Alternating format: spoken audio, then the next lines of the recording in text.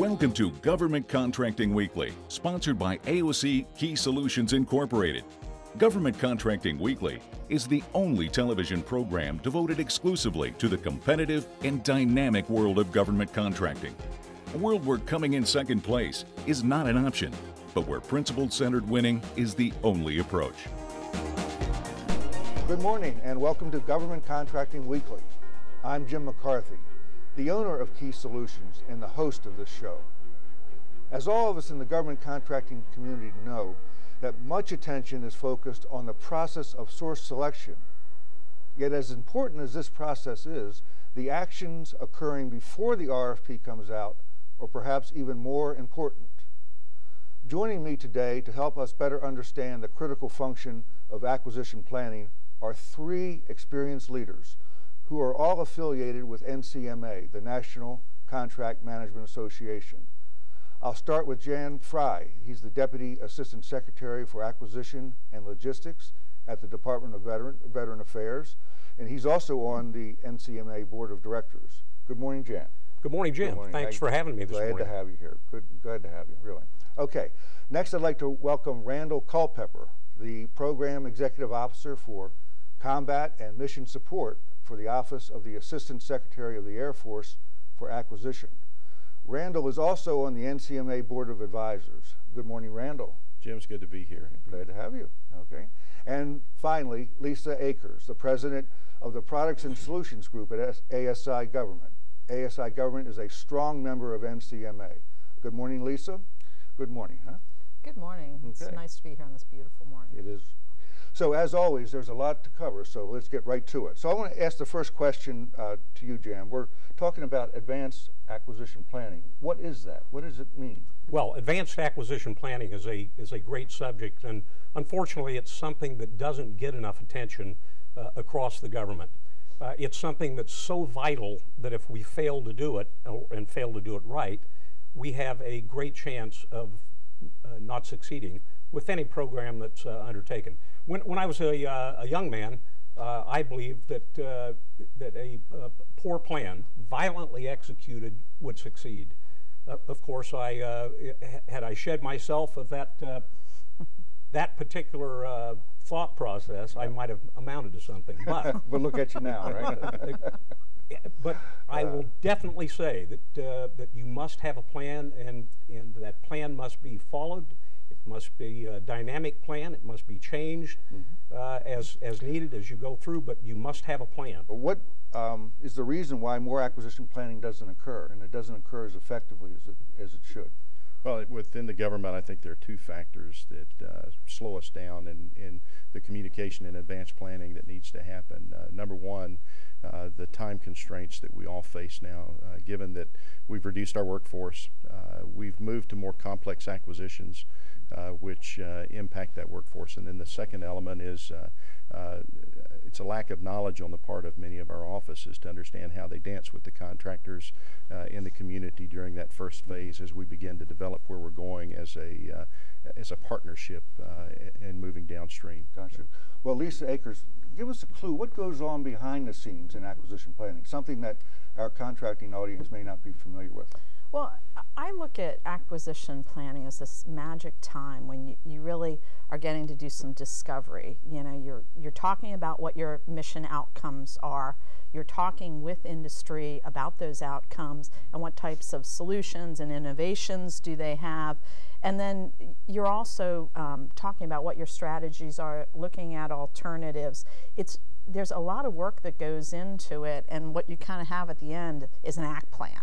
And it doesn't, you know, it's kind of culminating all this great thinking and discussions that have happened.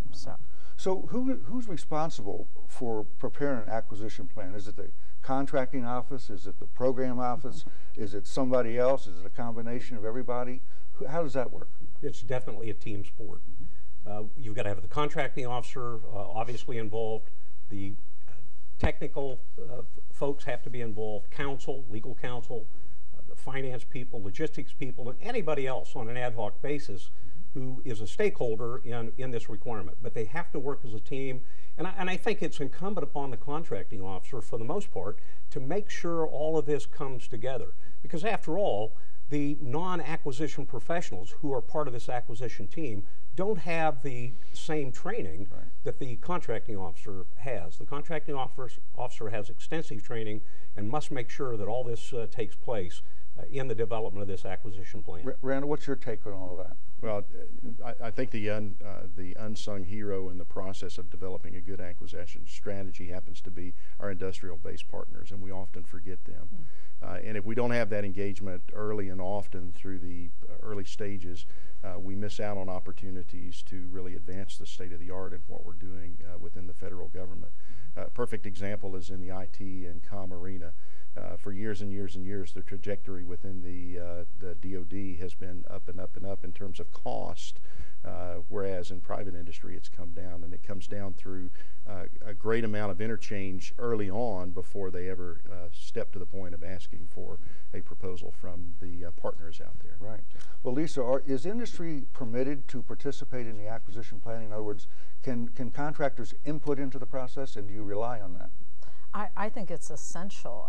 If you want to know what's going on in the marketplace, you've got to talk to the marketplace. And so there's a lot of innovation that's going on out there, whether it's through commercial practices or with other agencies. I think that's one of the things too. Agencies need to be talking to each other as much as they can so they can use each other's best practices in the planning process and throughout the life of the acquisition. Let me just ask any one of you, if this is a very important document that's prepared, why not share it with industry, with contractors? Won't that help them do a better job at the proposal? No, absolutely. And what we've really focused on in the last few years within the Air Force is making as many of the documents that we have good drafts of available early on. Performance work statements and previous work that has been done that provides the history for how we've done it in the past. Right. Okay, now when people talk about acquisition planning, they often also refer to market research. Why is the government researching the market? Why is the government doing that? We need to do a better job, frankly, of market research across government, but it's essential because, as Lisa's already said, we won't know what industry has to offer unless we do appropriate market research. There's some great things going on out in industry. Too often, we have government employees, even at senior levels, who are afraid to engage with industry because they believe there's a conflict of interest. Okay, we're going to come back after our commercial break, and we're going to talk about communication between the parties and this whole thing of conflict of interest. So we'll pause now. So did we win that government contract? We did. And? And now we've got to deal with the regulatory hurdles. Well, good luck with that. When the government's your client, you need to play by their rules. And the rules change more than you think. Exactly. We need someone who's done this before. Plus, it's complicated, so we're going with BDO. BDO? People who know government contracting know BDO. AFCEA has been bringing government and industry together since 1946. By joining AFCEA, you will reach the decision makers and become part of the discussion. You'll increase market visibility, gain market insight, receive discounts on AFCEA member services and events, and manage and engage corporate associates. AFCEA is the association of choice. Join today at www.afcea.org.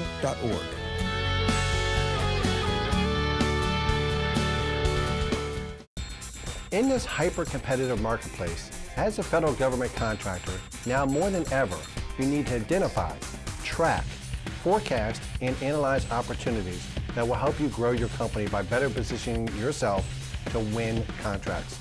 I'm Jamie Bratton, the founder of ASI GovOps, and that's our mission. Utilizing the most intuitive market intelligence platform, ASI GovOps, enables contractors of all sizes to manage their pipeline, collaborate, and team like never before. Experience for yourself the power available to you and your team with a 5-day free trial period with no commitment necessary to begin. Simply visit asigovops.com to start your free trial today. Join the hundreds of other federal government contractors who are enjoying the ultimate competitive advantage of our unequaled market intelligence. Just spend one free week at asigovops.com and see for yourself.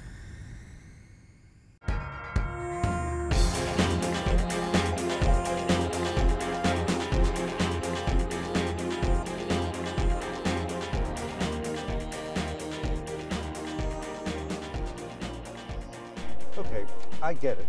The government doesn't really understand industry doesn't really understand government. At least that's what some people say. So Lisa, I'd like to ask you a question is, from your perspective in industry, what is it that the government should know? Well, I think one of the important things is, how does industry make bid, no bid decisions? We know the government always likes to promote competition and, make sure that they have the best solutions coming in. So really, in the bid, no bid decision, what are key components of it, and making sure that the people that are on that acquisition team understand that little things they may do or not do may determine their level of competition. For instance, before the solicitation ever comes out, industry is basically deciding their solution, their teaming partners, their key personnel. They have already taken a price to win position before the solicitation ever comes out. So if the government doesn't share, if all they're sharing is their statement of needs and not how they intend to make an evaluation decision, you're kind of tying their hands on how formed their proposal can be. And we all like good proposals. I think we've all suffered through enough bad ones. Yeah. So you've seen your share of bad ones too, probably then. But from your perspective, we'll ask you first, Randall. What should industry know from the government side? I think there's two things that are important for us to know for the industry partners to know. They do have to understand the constraints that we work with in terms of competition, small business participation, and in understanding that they need to really trust that we, the government, are trying to position ourselves best to take advantage of the competition in the marketplace.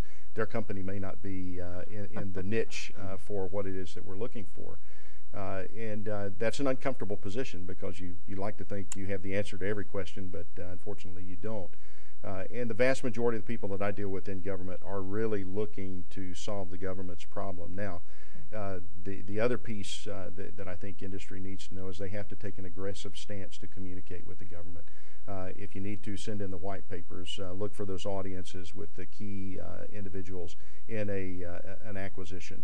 And as a part of that, know which individuals can have the greatest impact on changing. The customer is not always the one who can, they list a marketing spiel. Okay. So you two are from different agencies, but Jan Frye, do you essentially subscribe to what Randall's saying? Absolutely, and I want to dovetail with what you've said, Randall. I think the thing that we need to convince industry to do is be very, very frank with us.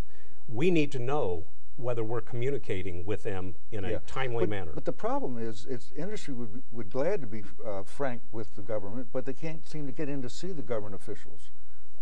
It's like we can't talk to them. Well, so how does that work? Well, how do we overcome that? I totally agree. What we've done in the VA is we've got supplier relationship transformation meetings that we hold. Starting in 2010, we started meeting with our suppliers on a regular basis. We've taken a fundamentally different look at our suppliers. We're treating them like customers now. Stakeholders. Not stakeholders, no? Customers. Stakeholders is what we used to use. They were still the enemy, I think, when we called them stakeholders. We are looking at them as customers. We have them fill out a survey for us, and they tell us how we're doing in areas of communication, collaboration.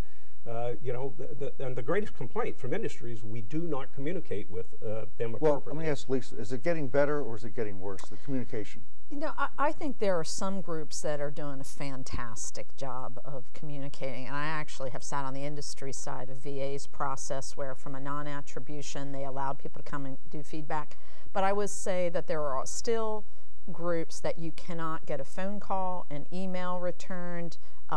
They're not even doing industry day, much less due diligence. Right. So your ability to influence it in some groups is very limited. I see. Randall, from your perspective, I would say we all agree competition is important and dialogue is important. Why is it so hard? Why is it so hard for this dialogue to even take place? Well, I think what we've developed in the marketplace is a fundamental mistrust of one another that we have to overcome. And the best way to overcome that is to have good, solid communications with each other throughout the process. We're advocating in the Air Force complete transparency. and laying the cards on the table with those business partners who are proposing relative to what their likely success would be, so that they can make a good B&P expenditure decision. Okay, well, we're going to break for another commercial, and when we come back, what I'd like to do is, we've heard about the problems, let's talk about solutions. We'll be right back. AOC Key Solutions and the Government Technology and Services Coalition are pleased to announce that InfoPro Incorporated, a provider of information systems, enterprise solutions, and systems integration services, is a 2014 Mentor of the Year award winner. InfoPro was nominated by the Mount Airy Group, an SBA 8A company, and a GSA certified Homeland Security integrator. InfoPro provided invaluable advice on how to better structure their internal capacity and invited the Mount Airy Group to join in larger teaming opportunities. InfoPro also provided direct support to the Mount Airy Group to pursue CMMI certification. On behalf of the Government Technology and Services Coalition and AOC Key Solutions, congratulations to InfoPro on being a 2014 Mentor Award winner. As you've seen from watching our show, we've begun to produce and air commercials. And the response from prospective advertisers has been very strong for a couple of really smart reasons. First off, advertising in Government Contracting Weekly has virtually no waste. Our audience is made up almost exclusively of contracting executives and procurement officers. If that's your target market, we've got you covered. Secondly, we include commercial production within the reasonable cost of an advertising schedule. And even better, in producing your commercial, we utilize the 30-plus years of experience of Key Solutions, who've helped their clients win over $130 billion in contracts, in part by scoping out and refining the most impactful message. If you'd like to learn more, contact us at governmentcontractingweekly.com and click on Advertise.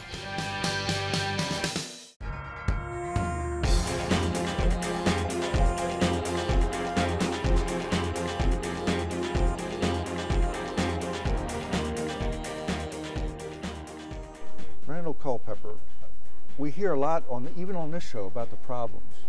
And so I guess I'd like to talk a little bit about the solutions. And here's the dilemma I would pose to you. If the advanced acquisition planning is effective, or why doesn't it solve problems like LPTA?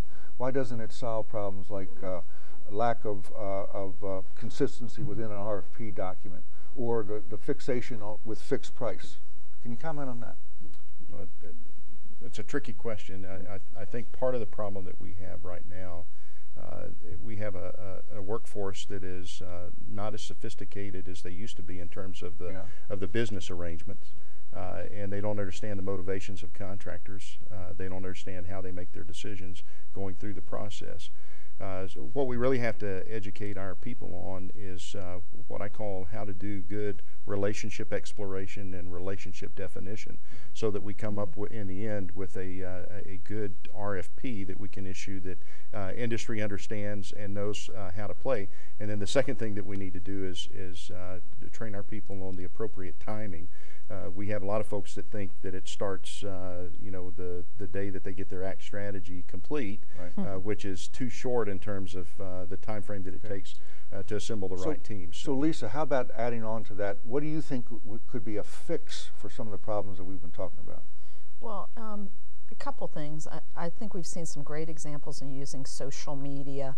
GSA's Oasis is one example with the blog, and encouraging industry to weigh in early and them explaining why they're doing what they're doing. I think some of the other things is sometimes the risk aversion to the open communication may come from the general counsel, so involving the general counsel in that objective of promoting competition, meaningful competition, not just a numbers game kind of thing. And one of the other things, too, that we always advise our customers to do is have someone shred your solicitation. Industry is going to do that anyways when they get it. So that might expose a few warts when they do that. Right, and it makes sure there's alignment. Okay, Jan, let me ask you this question. Fundamentally, Is the system broke, and does the entire FAR need to be rewritten, started over again? Oh, absolutely not. No? I think the FAR provides all the flexibility we need. It's about leadership.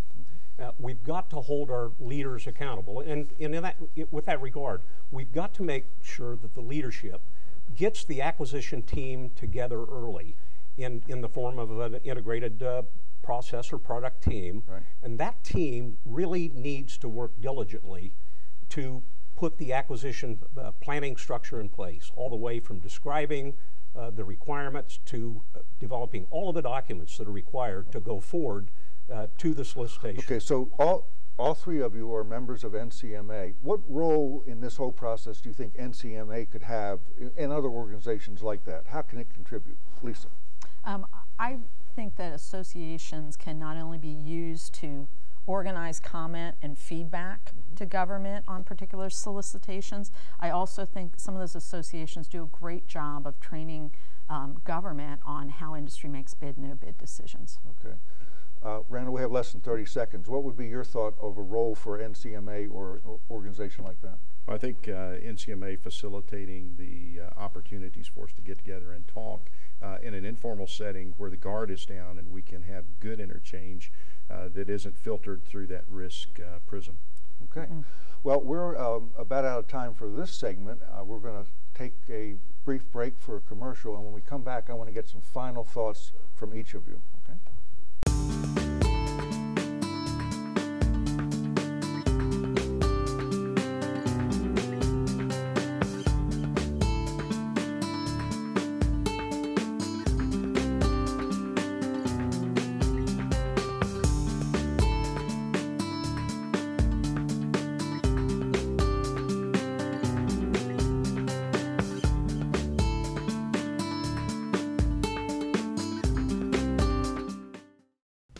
Questions. Do you lack win strategy, themes, and discriminators? Are you being outmaneuvered by your competition? Did you get a late start on your proposal? If you answered yes to one or more of these nightmare scenarios, we can help. Hi, I'm Jim McCarthy, owner of Key Solutions. We help government contractors win government contracts. And for over 30 years, KSI has helped clients win or retain over $130 billion in government contracts by providing the keys to winning. We assist companies both large and small to enter the U.S. government contracts market or to increase their market shares. We have worked with 87 of the top 100 government contractors and literally hundreds of small businesses. So if you're chasing a must-win contract opportunity, go to our website, aockeysolutions.com, and click on Win. It's a tough market out there. Don't go it alone. Since 1941, the USO has been lifting the spirits of America's troops and their families. Members of our military continue to make sacrifices and defend our nation. That's why the USO of Metropolitan Washington, Baltimore is committed to serving them throughout their years of service. USO Metro is the way for you to say thanks to our local military members, their families, and our wounded warriors and caregivers. Please visit us at usometro.org.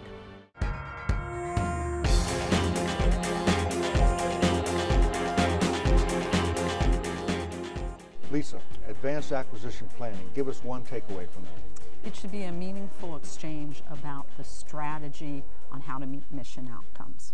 Okay, very good. Randall? Contracting and acquisition is really about relationships.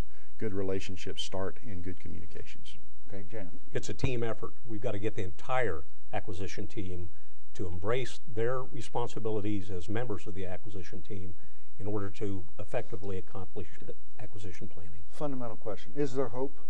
Absolutely. Absolutely? You agree with that? I agree. That's nice.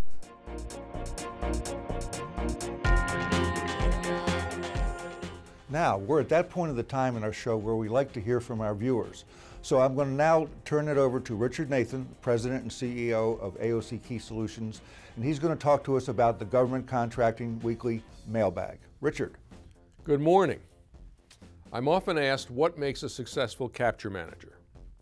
Capture is the most challenging part of the business development process and the one that often gets the least attention. I define capture as the act of taking the insight gained about the government client from the business development person, the line managers, or the incumbent project team, combining it with knowledge of the marketplace and competitor tendencies, and knowledge of your own company's strengths and weaknesses, and crafting a true win strategy, one that actually wins. And by win strategy, I don't just mean what your proposal will say, but also which companies to team with, what technical management solutions you'll propose, what discriminators you will emphasize, and what promises and commitments you will make to the government. Despite what some will tell you, there's no lockstep process to do this right. Sure, there are tools that you can use, like the notional winner profile, but it all comes down to one person or a small group of people sitting down and creating that aha moment. Capture managers either have it or they don't.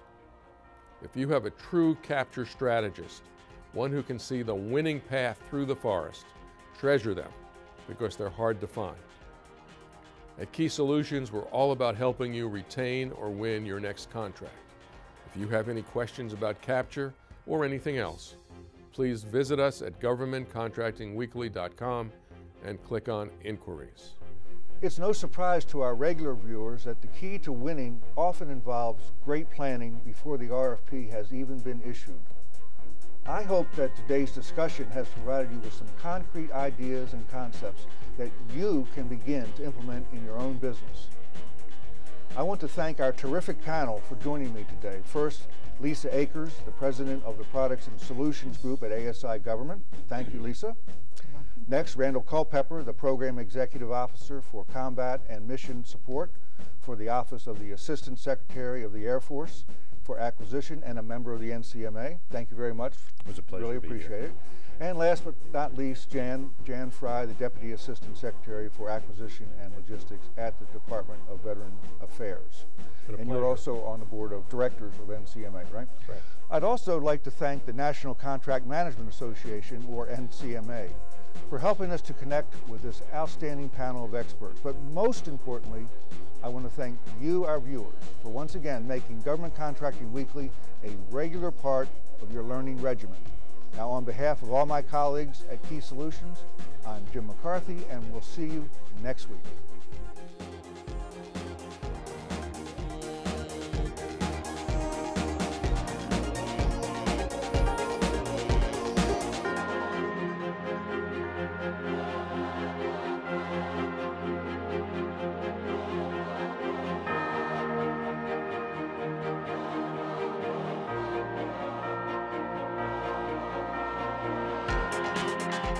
You've been watching Government Contracting Weekly, sponsored each week by AOC Key Solutions Incorporated. Government Contracting Weekly is the only television program devoted exclusively to the competitive and dynamic world of government contracting. For additional information, comments, questions, or suggestions, please write us at governmentcontractingweekly.com.